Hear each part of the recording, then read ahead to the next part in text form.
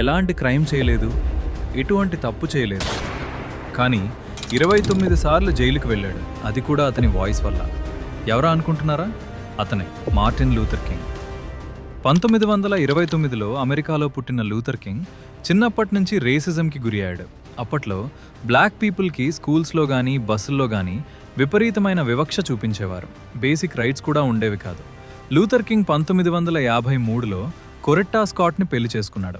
Luther king 1955లో థియాలజీలో doctorate చేసి పాస్టర్గా మారి వర్ణ వివక్షల మీద పోరాటం స్టార్ట్ చేశాడు.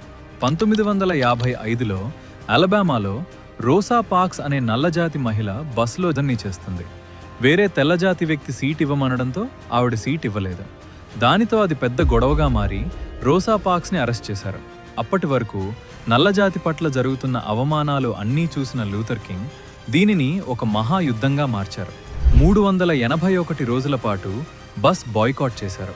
రోజు ప్రొటెస్ట్ చేసేవారు. దీనితో అమెరికాలో డిస్క్రిమినేషన్లా చేంజ్ చేశారు. 1963 Washington, I have a dream అని ఆయన గర్జించారు. అది మాట కాదు, ఒక జాతి యొక్క స్వరం.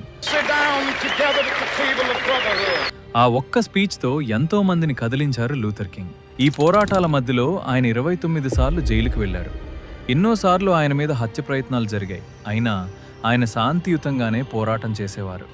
1964లో నోబెల్ పీస్ ప్రైజ్ అందుకుని సివిల్ రైట్స్ యాక్ట్తో అమెరికా సిస్టమ్నే మార్చేశారు.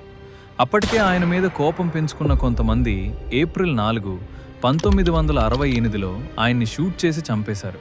కానీ ఆయన రగిలించిన ఈక్వాలిటీ అనే జ్వాల ఈ రోజుకి ప్రపంచాన్ని వెలిగిస్తుంది. ఇలాంటి రియల్ స్టోరీస్ కోసం లెజెండ్ వాల్ట్ని సబ్స్క్రైబ్ చేయండి.